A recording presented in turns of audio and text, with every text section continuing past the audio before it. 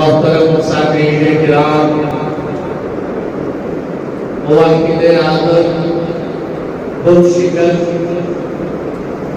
ابو الانبیاء سیدنا حضرت ابراہیم علیہ الصلوۃ والتسلیم کا تذکرہ حضرات کی خدمت میں عرض کیا تھا کہ اللہ جل جلالہ نے آپ کو بڑے امتحانات سے گزارا۔ پہلا امتحان تو آپ کے اوپر آپ کے گھر سے آیا کہ آپ کے والد محترم بہت شکل ہونے کی بجائے بلکہ بتوں کی پوجا کرتے تھے، اور اس طرح سب سے بڑا مشکل کام ہوتا ہے کہ انسان کا اپنے آباء و اجداد کے دین کے خلاف کھڑا ہونا۔ اور یہ آپ کے اوپر ایک بہت بڑی آزمائش تھی۔ اور دوسری بڑی آزمائش جو آپ پر آئی کہ آپ کی قوم بھی آپ کے مخالف تھی، قوم کا سامنا بھی آپ نے کیا۔ اور تیسری بڑی آزمائش آپ پر یہ آئی کہ نمرود کے دربار میں آپ کو چیلنج ہو گیا، بادشاہ وقت بھی آپ کا مخالف ہو گیا۔ نمرود کے دربار میں جو آپ کا مناظرہ ہوا وہ میں پچھلے بیان میں سنا ہوں۔ اور نمرود کے دربار میں دو واقعے اور پیش آئے کہ نمرود کے دربار میں اس وقت وہاں مصر کے اندر قحط مسلط ہو گیا، غلے کی کمی ہو گئی۔ لوگ غلہ دینے کے لیے نمرود کے دربار میں جاتے، حضرت ابراہیم علیہ السلام بھی غلہ دینے کے لیے نمرود کے دربار میں گئے۔ نمرود نے کہا غلہ ملے گا، پہلے مجھے سجدہ کرو۔ اور ایک روایت میں یہ آتا ہے کہ نمرود نے اسی وقت یہ بحث کی تھی کہ میں اللہ کو، حضرت ابراہیم علیہ السلام نے فرمایا تھا اللہ کو وہ ہے جو سورج کو مشرق سے نکالتے ہیں تو مغرب سے نکال کے دکھا۔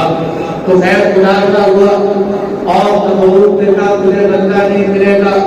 تو پیغمبر ہوتے ہیں، پیغمبر کی شان میں کبھی سوچ نہیں سکتا کہ پیغمبر کسی غیر کے آگے سجدہ کرتے، اس لیے کہ جو پیشانی خدا کے سوا کسی اور کے آگے جھکے وہ پیشانی کہنے کی حقدار نہیں ہے۔ پیشانی تو وہ ہوتی ہے جو صرف رب کے سامنے جھکے۔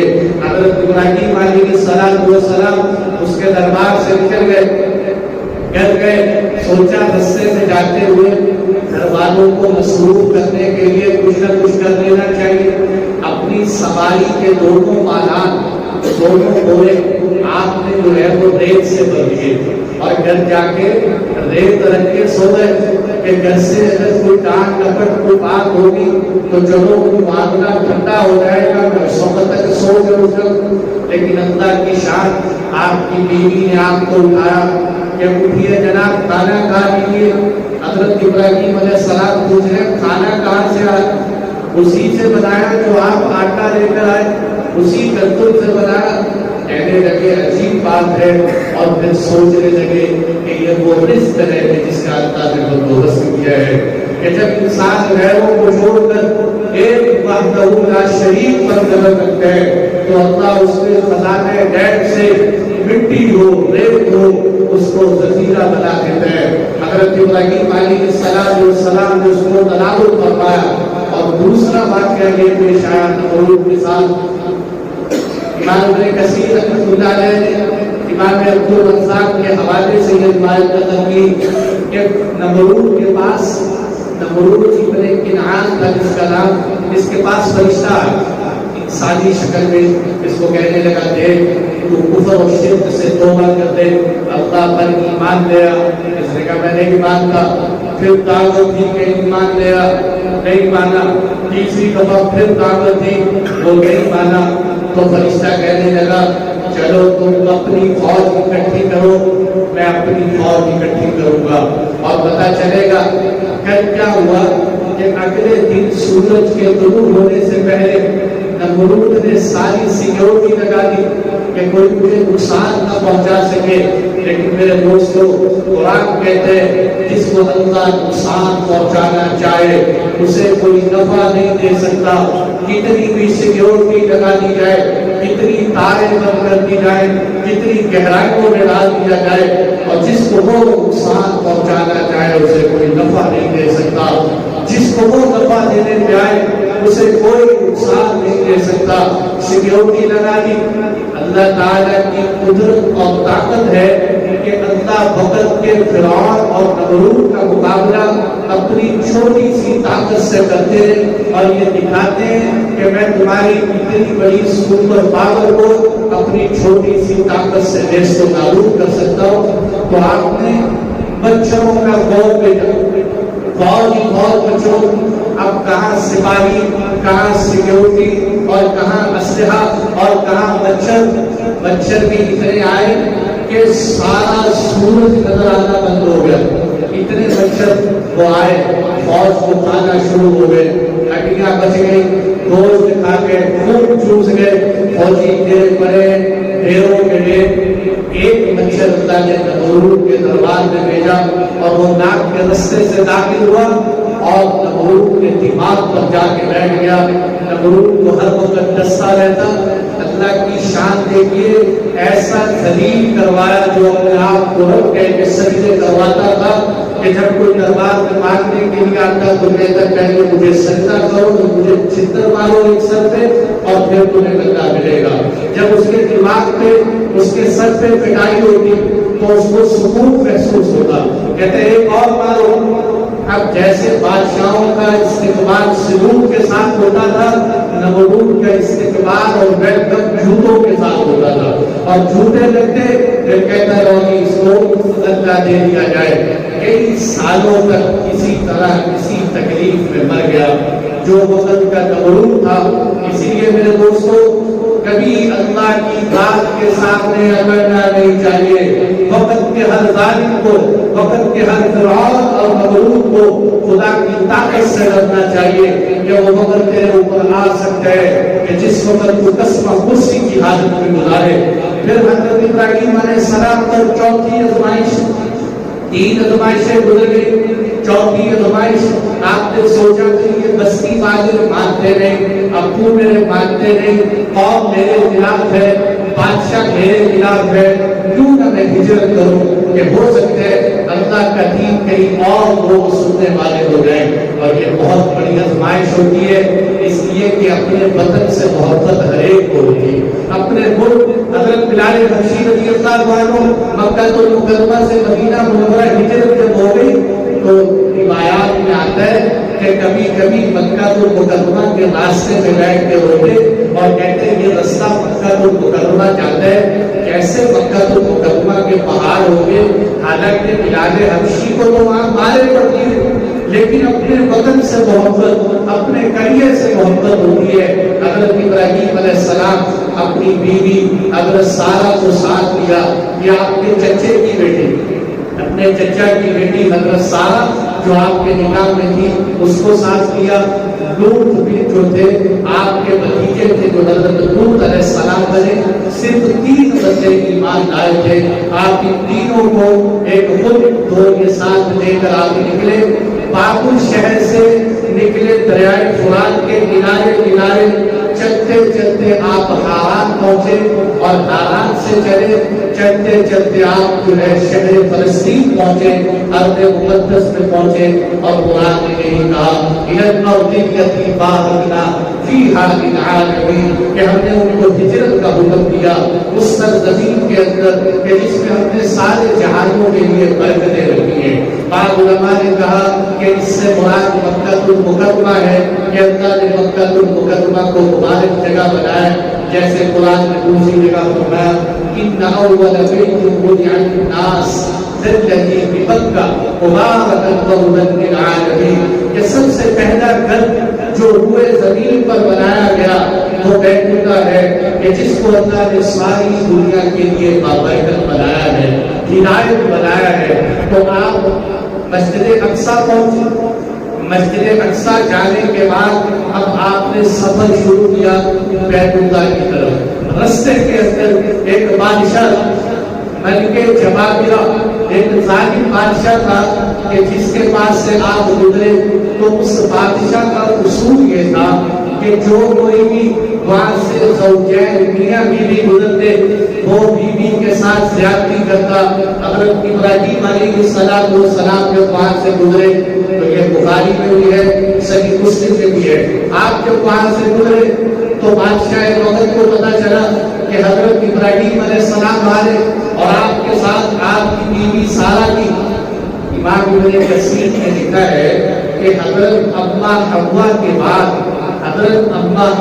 بعد اتنی حسین اور خوبصورت عورت حضرت سارہ کے سوا کوئی ہے۔ اللہ نے بے شمار حسن دیا۔ آپ کا تو لوگوں نے کہا ایک ابراہیم نام کی شخص ہے، اس کے ساتھ ایک حسین اس کی بیوی ہے، ان کو بادشاہ کا پکڑ کے لاؤ۔ حضرت ابراہیم علیہ السلام کو یا تو پتا چلا کہ اس بادشاہ کا مذہب یہ ہے کہ اگر بہن بھائی ہو تو ان کے ساتھ چھیڑ چھاڑ نہیں کرتا، یا آپ کو یہ پتا چلا کہ اگر ہم یہ کہیں گے کہ اگر میاں بیوی ہوتے تو پہلے شوہر کو قتل کرتا پھر بیوی کے ساتھ زیادتی کرتا، تو آپ نے سوچا کہ چلو اللہ میری حفاظت کروائیں گے تو میری بیوی کی بھی حفاظت ہو جائے۔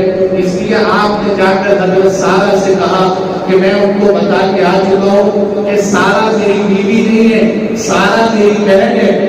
اور آپ نے یہاں امام بخاری رحمۃ اللہ علیہ، امام مسلم نے بھی اور بہت سارے محدثین نے حدیث نقل کی، اللہ کرے سمجھ آ جائے توجہ سے سننا۔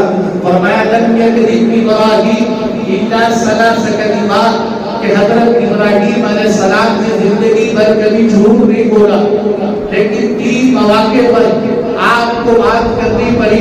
3 مواقع پر آپ نے بظاہر جس کو لوگ جھوٹ سمجھتے ہیں وہ بولنا پڑا۔ نمبر 1 اس وقت کہ جب آپ نے قوم جو ہے میلے پہ جانے لگی، جو میں نے واقعہ سنایا تھا کہ قوم نے کہا چلو ہمارے ساتھ، تو حضرت ابراہیم علیہ السلام نے ستارے کو دیکھ کر کہا تھا اتنی سقیم کہ میں بیمار ہوں، حالانکہ آپ تو بیمار نہیں تھے لیکن آپ نے کہا میں بیمار ہوں، تو یہ پہلا کہ۔ اور دوسرے موقع پر آپ نے فرمایا کہ جب انہوں نے کہا بتوں پہ ہمارے اس بتوں کا حشر نشر کس نے کیا، آپ نے فرمایا ان کے بڑے بت نے کیا ہوگا، اس لیے کہ بڑی مچھلی چھوٹی مچھلی کو کھا جاتی ہے، بڑے طاقتور چھوٹوں کو کھا جاتے ہیں، تو ہو سکتے ہیں اس بڑے نے سب کو کھا دیا۔ حالانکہ بت نے تو کچھ بھی نہیں کیا، حضرت ابراہیم علیہ السلام نے کیا۔ تیسرے نمبر پر یہ بات ہے کہ یہی بات جو آپ نے فرمائی کہ تو میری بہن ہے، حالانکہ حضرت سارہ حضرت ابراہیم کی بہن ہے۔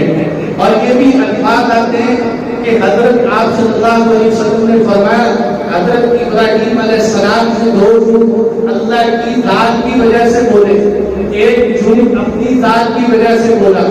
یہ اصل میں بہت سارے لوگوں نے یہاں انکار کر دیا، کہہ دیا کہ یہ حدیث ہی غلط، یہ حدیث ہے نہیں، حالانکہ ایسی بات نہیں ہے۔ سمجھنے کی بات یہ ہے کہ حضرت ابراہیم علیہ السلام نے جھوٹ نہیں بولا بلکہ توریہ استعمال کیا۔ توریہ کہتے ہیں، اصطلاحی لفظ ہے، توریہ کہتے ہیں ذو معنی الفاظ، ایسا لفظ بولنا کہ بولنے والا کچھ اور مطلب ہے، سننے والا کچھ اور مطلب ہے۔ بولنے والا لیکن جیسے میاں بیوی میں جھگڑا ہو جائے، اب بندہ صلح کروانے کے لیے جائے، بیوی سے جا کے کہے آپ کا شوہر کو آپ کا بہت تذکرہ کر رہا ہے، اب بیوی خوش ہو جائے کہ میرا شوہر میری تعریفیں کر رہا، حالانکہ میں نے تو یہ کہا کہ بہت تذکرے کر رہا۔ تو تذکرے اچھے بھی ہو سکتے ہیں، برے بھی ہو سکتے ہیں، ہو سکتا ہے میرے ذہن میں یہ بات ہو کہ تجھے بہت برا بنا گیا اور بیوی یہ سمجھے کہ شاید مجھے اچھا کہہ۔ حضرت ابراہیم علیہ السلام نے جو کہا پہلی بات اتنی سقیم کہ میں بیمار ہوں، آپ کے کہنے کا مطلب یہ تھا کہ میں بیمار ہوں، یعنی میرا مزاج ٹھیک نہیں۔ ایک ہوتے بیماری نارمل بیماری، ایک ہوتے مزاج کا اچھا نہ ہونا، کہ تمہارے اس شد کو دیکھ کر، تمہارے میلوں کو دیکھ کر، تمہاری بتوں کی پوجا کو دیکھ کر میرا مزاج خراب ہو جاتا ہے. اس لیے آپ نے یہ ذہن میں بات کرتے ہوئے کہا اتنی سقیم کہ میں بیمار ہوں، یعنی میرا مزاج خراب ہے. اور دوسرے موقع پر جو آپ نے کہا کہ بل فعلہ کبیرہم، کہ یہ بڑے پتر نے کیا، یہ آپ نے اس وجہ سے کہا کہ آپ ان کو سمجھانا چاہتے تھے کہ جب یہ جواب دیں گے کہ بڑا کچھ تو کچھ کر ہی نہیں سکتا تو پھر میں ان سے اگلی بات کروں گا کہ جب یہ بول نہیں سکتے، جب یہ نفع نہیں دے سکتے، جب یہ اپنی حفاظت نہیں، تو آپ نے جو یہ بات کی کہ تمہارے بغیر جب یہ خود سب کچھ دیتے ہیں تو اسی بڑے نے کیا ہوگا. اس لیے حضرت ابراہیم علیہ السلام کے علماء نے اور بھی جواب دیے کہ آپ نے کہا بل فعلہ کبیرہم، کہ اس کو ان میں سے بڑے نے کیا ہے. وہ سمجھے اس میں سے بڑا تو ہوگا. اور حضرت ابراہیم علیہ السلام کہنا یہ چاہتے تھے کہ بڑا میں تھا اور میں نے یہ کام کیا تھا. بل فعلہ کبیرہم. اور تیسری بات جو آپ نے فرمائی اس کی تو وجہ سے ہی مسلم بخاری میں خود بیان کر دیا اللہ کے نبی صلی اللہ علیہ وسلم نے، اور جس سے پتہ چلتا ہے کہ آپ نے توحید استعمال کیا تھا. آپ نے فرمایا کہ یہ جو میں نے کہا کہ سارا میری بہن، یہ میں نے اس لیے کہا ہے کہ اس روئے زمین پہ تیرے اور میرے سوا کوئی مومن نہیں ہے. اور مومن کا بھائی ہوتا ہے، مومن کا بھائی ہوتے ہیں. اس لیے سارا تو ہی میری بہن. حضرت نوح علیہ السلام چونکہ میاں بیوی نہیں تھے تو کہنے کا مقصد یہ تھا کہ زوجین میں سے اس وقت تو اور میں مسلمان ہیں، ایمان والے ہیں، اور ایمان والے آپس میں بہن بھائی ہوتے ہیں. چنانچہ آپ بادشاہ کے دربار میں گئے.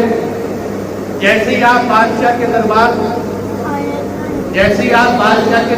میں گئے، بادشاہ کے دربار کے اندر حضرت سارہ کو پہنچایا. حضرت ابراہیم علیہ السلام کو باہر انتظار کر رہے اور اللہ سے دعا بھی مانگ رہے کہ یا اللہ میری کہنیا کی حفاظت فرما. حضرت سارہ اندر گئی. بادشاہ نے ارادہ کیا کہ حضرت سارہ کی طرف ہاتھ بڑھائے. جیسے ہی اس نے ہاتھ بڑھایا اللہ تعالیٰ نے اس کے ہاتھ کو شد کر دیا، اس کا ہاتھ جام ہو. پھر اس نے کہا بھائی میں توبہ کرتا ہوں، اللہ سے دعا مانگو کہ اللہ مجھے اس سزا سے نجات دے دے. میں تجھے کچھ آپ نے دعا مانگی، اللہ نے اس کو نجات دے دی. پھر اس نے دوسری دفعہ ہاتھ بڑھایا، پھر اللہ نے اس کے ہاتھ کو شد کر دیا. پھر دعا مانگی، پھر چھوٹ گیا. تیسری دفعہ پھر ہاتھ بڑھایا تو انہوں نے دعا کی کہ یا اللہ اس کا ہاتھ چھوڑ دے. ہاتھ چھوڑا تو اس نے کہا بھائی تم میرے پاس کسی انسان کو لے کر نہیں آئے، تم تو کسی شیطان کو لے کر آئے.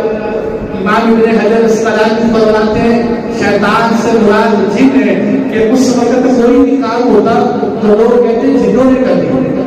میں سمجھتا ہوں ہمارے دور میں بھی ایسے چھوٹا سا کوئی کام ہو جائے اور اس کے پس منظر میں کوئی چیز نظر نہ آئے تو کہتے ہیں جنات نے یہ کر دیا وہ کر دیا.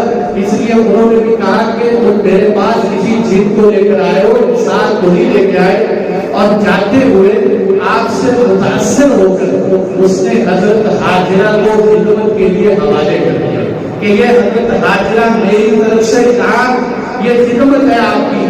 اور امام احمد رحمۃ اللہ علیہ نے اس واقعے کو اور انداز میں بھی نقل کیا اور وہ بخاری کی شرط پر صحیح حدیث ہے.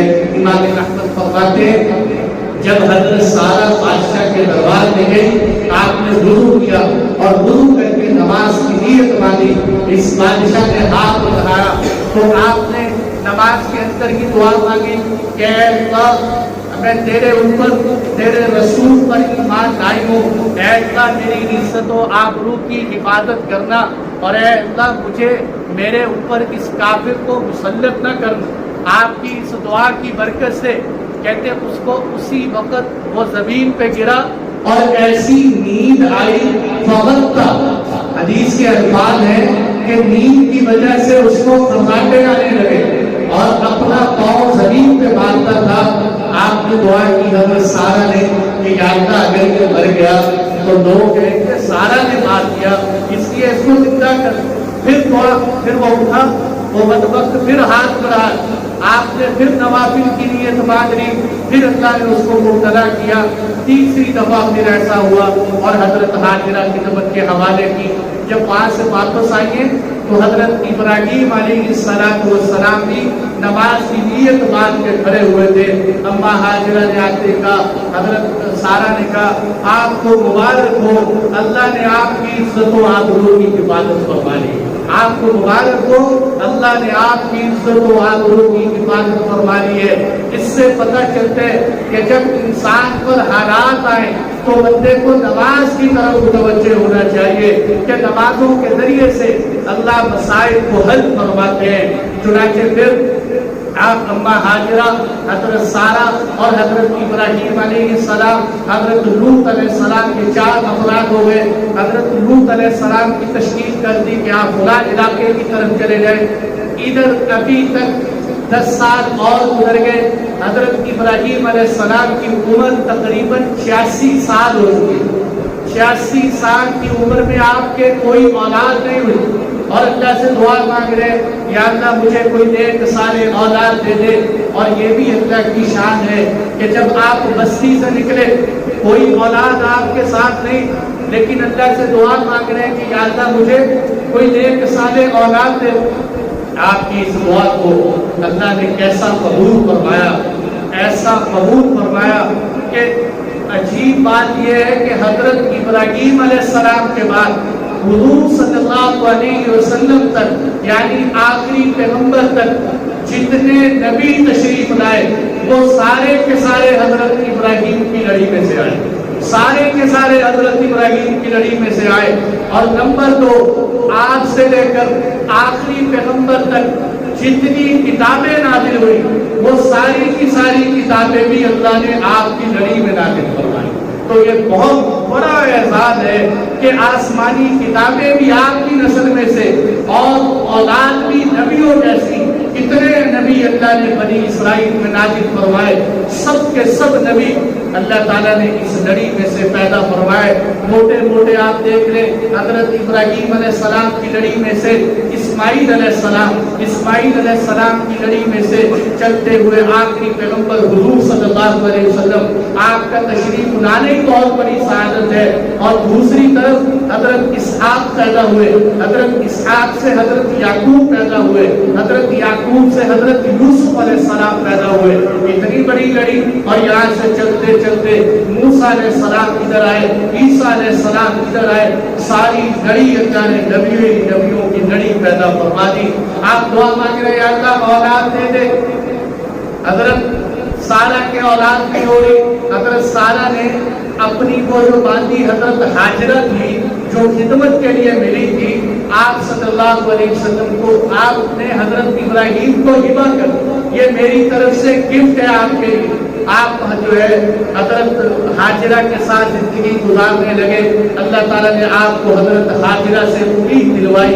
ادھر حضرت سارہ کے دل میں اللہ نے یہ بات ڈال دی, ایک کشش ہوتی, ایک کھچاؤ ہوتا ہے کہ میرے اولاد نہیں ہوئی, ان کے اولاد کی امید, میں بڑی عمر کی ہوں, یہ چھوٹی عمر میں کہنے لگی اے پیغمبر, اے میرے شوہر, آپ ان کو مجھ سے دور کر دیں. حضرت ابراہیم علیہ السلام کے دل میں یہ بات گزری کہ شاید شوقنوں کی وجہ سے آپ نے یہ بات کی, لیکن وہ تو اللہ کی طرف سے ایک نظام چل رہا. جبرائیل امین آئے کہ سارہ کی بات کو مانو, سارہ صحیح کہہ رہی ہے. اور اصل میں اللہ نے حضرت ہاجرہ کو کہیں اور لے جانا تھا, اس لیے حضرت سارہ کے دل میں یہ بات ڈالی کہ نہیں تم ہاجرہ کو لے کے چلو, ہجرت کرو. آپ نے حضرت ہاجرہ کو ساتھ دیا. حضرت ہاجرہ میں سے اس وقت اسماعیل علیہ السلام پیدا ہو چکے. روایات میں آتے ہیں ابھی چھوٹے دودھ پیتے بچے تھے حضرت اسماعیل علیہ السلام. آپ حضرت ہاجرہ کو لے کے ساتھ چلے. چلتے چلتے جبرائیل امین نے کہا کہ یہ جو بیت اللہ کی سرزمین ہے, یہاں اس وقت 4 پہاڑ ہوتے ہیں. اب تو چونکہ بیت اللہ کے بڑھنے کی وجہ سے یا تعمیرات کی وجہ سے وہ نظام نظر نہیں آتا, ورنہ 4000 سال پہلے کا بیت اللہ کا جو نقشہ تھا 4 بڑے بڑے پہاڑ, صفا, مروہ, جبل ابی قبیس, جبل ہندیہ جس کو جبل عمریہ بھی کہتے ہیں, 4 بڑے پہاڑ. ان چاروں پہاڑوں کے بیچ میں ایک نشیبی زمین تھی, یہاں بیت اللہ موجودہ بیت اللہ ہے وہ جگہ.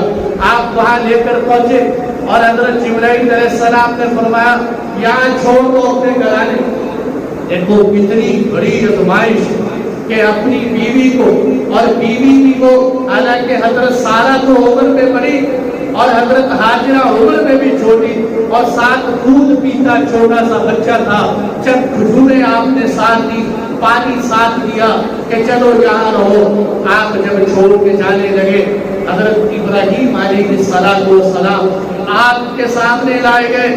جب آگ میں ڈالے جانے لگے، ہواؤں کے فرشتوں نے کہا ہماری مدد کی ضرورت ہو بتائیں. پانی والے کہہ رہے ہیں ہماری مدد کی ضرورت ہے بتاؤ.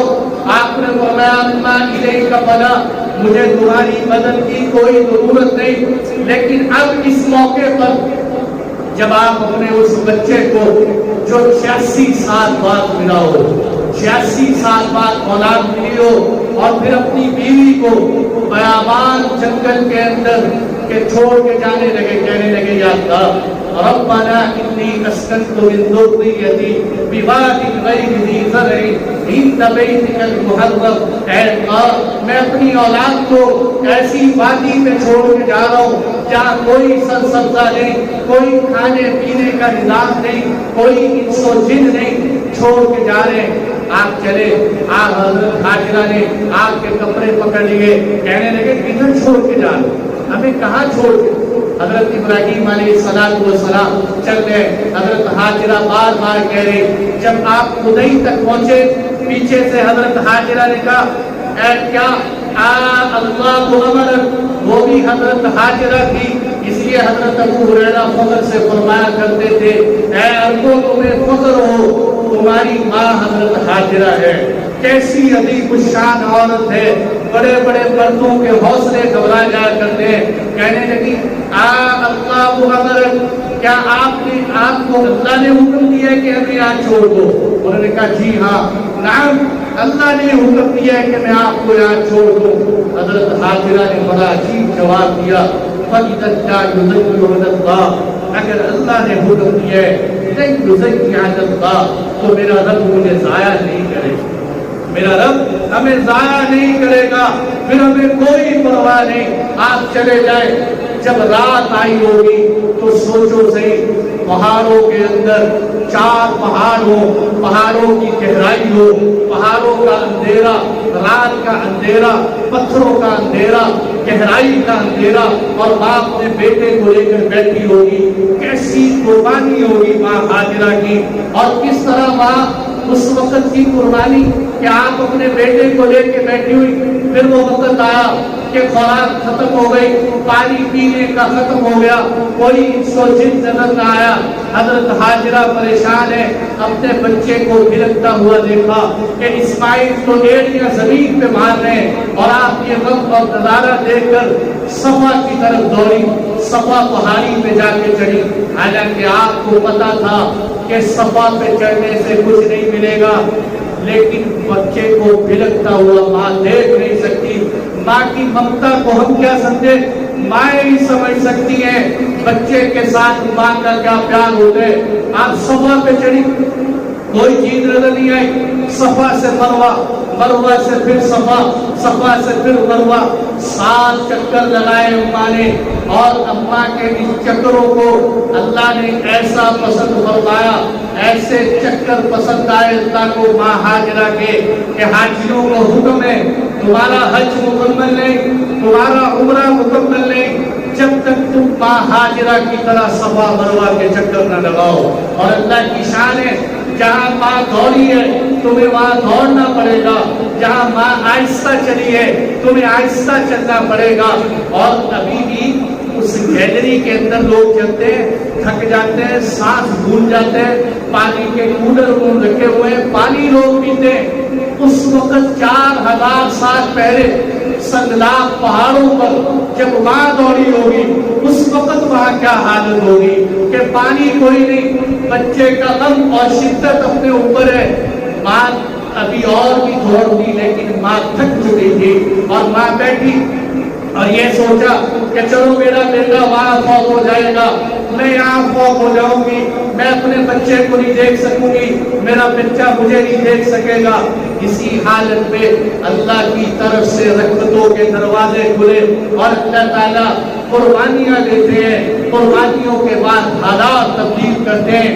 آپ نے دیکھا بچے کے پاس ایک انسان بیٹھے، فرشتہ حضرت جبرائیل علیہ السلام انسانی شکل میں آئے ہوئے، آپ دوڑتی ہوئی آئی۔ یہ جس وقت ابھی یہ جو مقام ابراہیم ہے اس کے قریب ہی یہاں زمزم کا چشمہ ہے جو نیچے ہے، ابھی اوپر نظر نہیں آتا، نیچے یہاں حضرت اسماعیل علیہ السلام لیٹے ہوئے ادھر صفا سے اماں ہاجرہ دوڑتی ہوئی آئی اور آ کے دیکھا کہ وہ فرشتہ غائب ہو چکے ہیں۔ جب آپ قریب آئیں تو دیکھا کہ فرشتے نے پر مارا اور اللہ نے اسی سرزمین سے جو 7,00,000 پہاڑ تھے جہاں کھانے پینے کو کچھ نہ تھا وہاں سے زمزم کا چشمہ جاری فرمایا۔ زمزم کا چشمہ کیسا چشمہ؟ پھوٹتا ہوا نکلا۔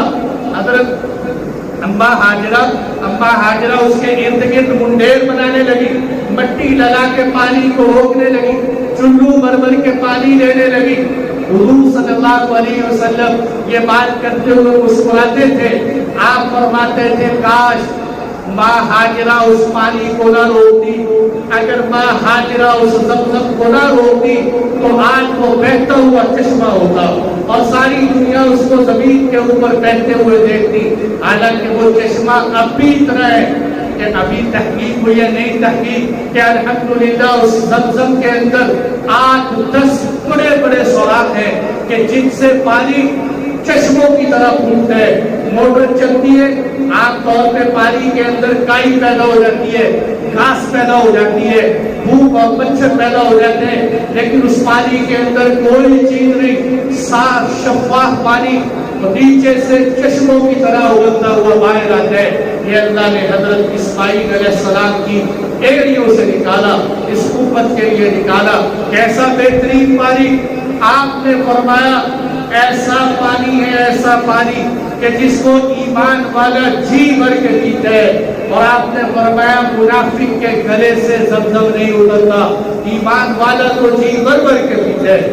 صحابہ فرماتے ہیں ہم مکہ المکرمہ آئے، کھانے پینے کو پاس کچھ نہیں تھا، ہم زمزم پیتے رہتے، زمزم پینے کی وجہ سے ہمارے پیٹ میں شکر بڑھنے لگے تھے۔ یعنی اللہ نے اتنی تاثیر رکھی ہے۔ آپ نے فرمایا زمزم کا پانی کھانے والے کے لیے کھانا ہے اور بیمار کے لیے شفا ہے۔ اللہ نے اس میں شفا رکھی۔ اور عجیب سائنسدان کہتے ہیں کہ زمزم کا پانی ایسا پانی ہے، بڑے بڑی لیبارٹریوں نے، عالمی لیبارٹریوں نے تحقیق کی ہے کہ اگر اس پانی کا ایک قطرہ ٹن پانی کے اندر ڈال دیا جائے تو اللہ نے اس پانی میں ایسی تاثیر رکھی ہے سارے پانی کو زمزم بنا دیتے ہیں، سارے پانی کو زمزم بنا دیتے ہیں۔ یہ اللہ نے پانی نکالا حضرت اسماعیل علیہ السلام کی ایڑیوں میں سے، اور آج اللہ ساری امت کو اس سے سیراب فرما رہے ہیں۔ یہ آپ کی قربانیوں کا صلہ۔ اور پھر میرے دوستوں آگے چونکہ عید الاضحیٰ قریب آ رہی ہے، ٹائم بھی تھوڑے، اگلی قربانی چوتھی بڑی آزمائش آپ پر کیا آئی؟ بیچ میں کچھ باتیں میں چھوڑ رہا ہوں اور پھر انشاءاللہ جب ٹائم ملا تو سنائیں کہ چوتھی آزمائش آپ پر یہ آئی کہ اللہ کی طرف سے پیغام آیا۔ حضرت ابراہیم علیہ السلام کو لگاتار 3 دن خواب آیا کہ اپنے بیٹے کو ذبح کر دو اللہ کے نام پر۔ وَفَدَيْنَاهُ بِذِبْحٍ عَظِيمٍ۔ حضرت ابراہیم علیہ السلام کو اللہ نے خواب دکھایا اور خواب دیکھنے کے بعد آپ آئے مکہ المکرمہ میں اور اپنے بیٹے سے ملے کہ بیٹے کو خواب سنا رہے ہیں، اے میرے بیٹے اللہ نے مجھے خواب میں دکھلایا ہے کہ میں تجھے ذبح کر رہا ہوں، فَانْظُرْ مَاذَا تَرَىٰ۔ اے بیٹے تیری کیا رائے؟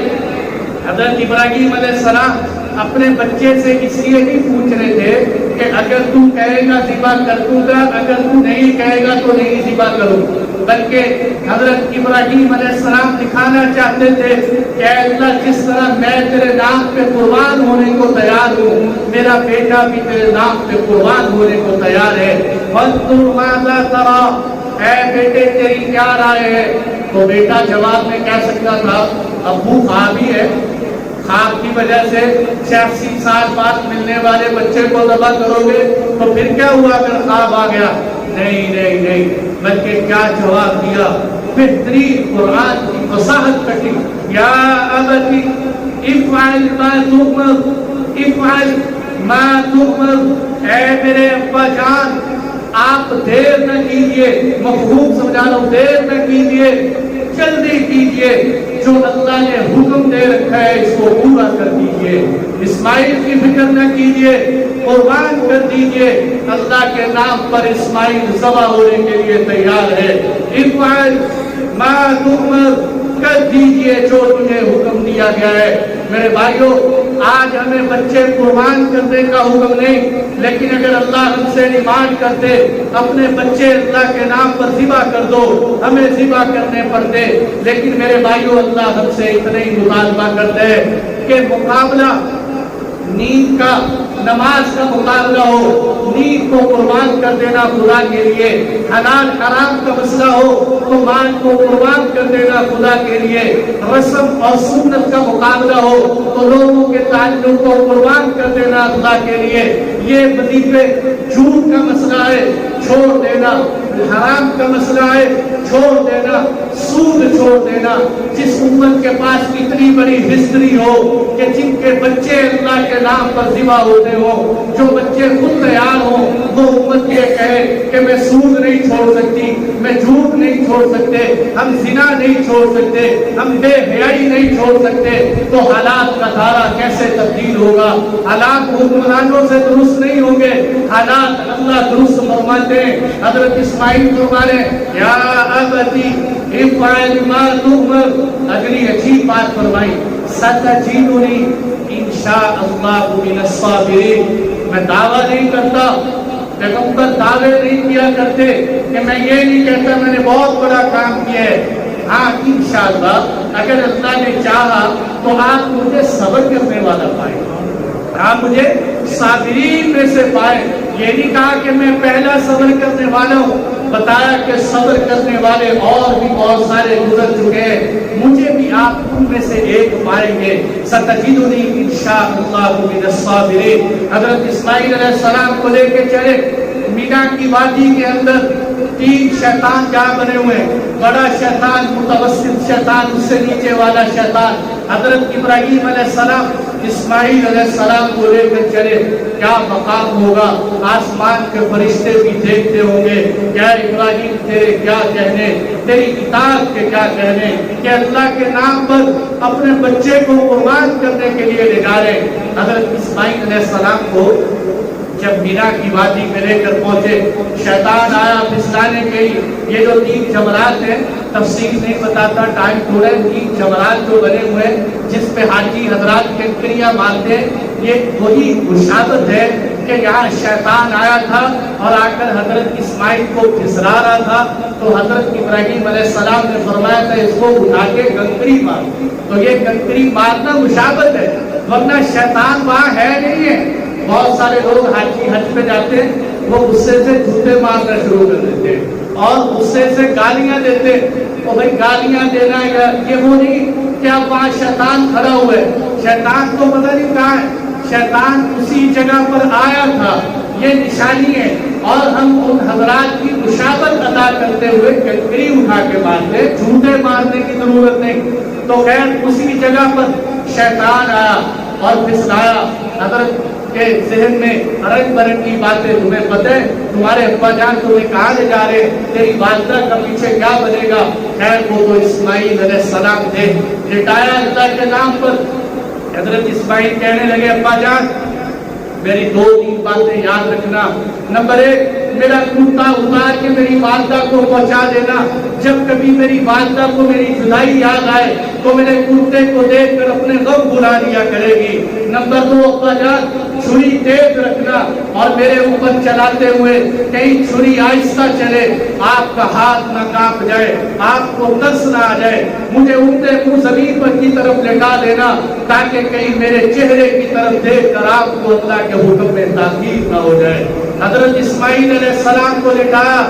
میرے دوستو کتنے لوگ ایسے ہیں جو جانور کا ہاتھ نہیں کرتے، کہتے نہیں ہم سے ہاتھ کیا نہیں جاتا، دیکھا نہیں جاتا، جو جانوروں کو ذبح ہوتے ہوئے نہیں دیکھ سکتے، وہ اپنے بیٹے کو اپنے ہاتھ سے ذبح کر رہے ہیں، اسماعیل جیسا بیٹا ہو۔ حضرت ابراہیم علیہ السلام نے زمین پر لٹایا، فلما اسلم وتلہ للجبین، پیشانی کے بل زمین کی طرف لٹایا، اپنا گھٹنا رکھا، چھری اللہ کا نام لے کر اسماعیل کی گردن پہ چھری چلا رہے، بیٹے کی گردن پر چھری چل رہی، چھری کو اللہ تعالیٰ حکم دے رہے نہیں چلنا، یہ اللہ کی طاقت اور قدرت ہے۔ چھری کو کہیں انہیں چلنا نہیں، وہ چلتی نہیں، آگ سے کہیں انہیں حرارت نہیں پہنچانی، ٹھنڈی ہو جا، آگ ٹھنڈی ہو جائے۔ مچھلی سے کہیں یونس کی حفاظت کر، تو مچھلی اپنے پیٹ میں رکھ کے یونس کی حفاظت کرے۔ چھری چلا رہے، چھری نہیں چل، آپ اٹھے، چھری تیز کی کہ پتہ نہیں چھری میں کیا بات ہے، چھری چلتی نہیں۔ چھری حالانکہ فقہاء نے لکھا ہے کہ جانوروں کے سامنے چھری تیز نہ کرو کہ اس سے جانور کو تکلیف ہوتی ہے، چھری پہلے تیز کر کے رکھو۔ پھر حضرت ابراہیم علیہ السلام اسماعیل علیہ السلام پہ چھری چلانے لگے، چھری چلی تو کیا دیکھا کہ حضرت اسماعیل علیہ السلام پاس کھڑے اور مینڈا ذبح ہوا پڑے، اور آواز آئی نادیناہ یا ابراہیم قد صدقت الرؤیا انا كذلك نجزي المحسنین۔ ابراہیم تجھے مبارک ہو، تو نے اپنے خواب کو سچا کر دکھایا، تو نے اللہ کی اطاعت کا حق ادا کر دیا ہے۔ ابراہیم ہم نے تیرے لیے مینڈا بھیج دیا ہے، مینڈا جنت کا مینڈا بھیجا۔ بات فقہاء نے، بات محدثین نے لکھا ہے کہ یہ مینڈا 70 سال تک جنت میں چلتا رہا۔ بات نے لکھا ہے کہ یہ وہ مینڈا ہے کہ جو حضرت حابیل نے اللہ کے نام پر پیش کیا تھا۔ تو خیر مختلف روایات ہیں، لیکن اتنی بات ثابت ہے کہ حضرت ابراہیم علیہ السلام نے جو وہ مینڈا ذبح کیا تھا، اس کے چمڑا اور اس کے سینگ کئی دیر تک، بہت لمبا عرصہ تک بیت اللہ کے غلاف کے ساتھ لٹکتے رہے۔ حضرت ابراہیم علیہ السلام کے زمانے کے بعد حضور صلی اللہ علیہ وسلم نے بھی خود ان کو دیکھا، اور آپ نے فرمایا کہ بیت اللہ میں آگ لگنے کی وجہ سے وہ نشانات ضائع ہو گئے، وہ تبرکات ختم ہو گئے، ورنہ آج ہم بھی اس کی زیارت کرتے۔ تو خیر یہ حضرت ابراہیم علیہ السلام کی اتنی بڑی قربانی، اور اسی کے صلے میں قربانیاں کی جاتی ہیں۔ اور یہیں سے میں نے بات شروع کی تھی کہ حضور صلی اللہ علیہ وسلم سے پوچھا گیا کہ اللہ کے نبی یہ قربانی کیا ہے؟ ما هذه الأضاحي یا رسول اللہ، اے اللہ کے رسول یہ قربانی کیا ہے؟ آپ نے فرمایا سنت ابیکم ابراہیم علیہ السلام، یہ تمہارے باپ حضرت ابراہیم کا سنت عمل ہے۔ حضرت ابراہیم کی وہی نقل اتاری جاتی ہے۔ اس لیے بھائیو گزارش ہے کہ پیسوں کی خاطر نہ گھبرائیں، شکر کرے اللہ نے ہم سے بچے نہیں مانگے، پیسے مانگے ہیں، پیسوں کی قربانی ہے۔ اللہ کو ہمارے گوشت کی ضرورت نہیں، ہمارے خون کی ضرورت نہیں۔ وہ قرآن میں کہہ دیا لن ینال اللہ لحومها ولا دماؤها، اللہ کو نہ تمہارا گوشت پہنچے نہ خون پہنچے، ولکن ینالہ التقوی، اللہ کو تو تمہارا تقوی جاتا ہے۔ اور تقوی کے اللہ کے نام پر جی بھر بھر کے اپنا مال لگاؤ، قربانیاں کرو۔ لوگ میں دیکھ رہا ہوں جی مہنگائی بہت ہے، قربانی کیسے کرے؟ بھائی مہنگائی آئی، ہماری زندگی کے معمولات میں کوئی فرق آیا، ہمارے کھانے پینے میں کوئی فرق آیا، ہمارے لباس میں کوئی فرق آیا، ہمارے مزاج میں اٹھن بیٹھن میں جو طرز جو انداز تھا اس میں فرق نہیں آیا، تو ہم قربانی میں کیوں فرق کریں؟ قربانی پر مہنگائی کا نزلہ نہ گرائیں۔ اور آخری بات اللہ کی ذات سے امید کر کے کہتا ہوں، جس طرح ہمارا ملک پاکستان حالات کا شکار ہے، جی بھر کے قربانیاں کرو، ایک کی بجائے دو کرو، شاید اللہ ہماری قربانیوں کو دیکھ کر ہمارے ملک کے حالات درست فرما دے، امت مسلمہ کے حالات کا دائرہ پھیر دے۔ اللہ سے دعا ہے اللہ تعالیٰ ہم سب کو عمل کی توفیق عطا فرمائے۔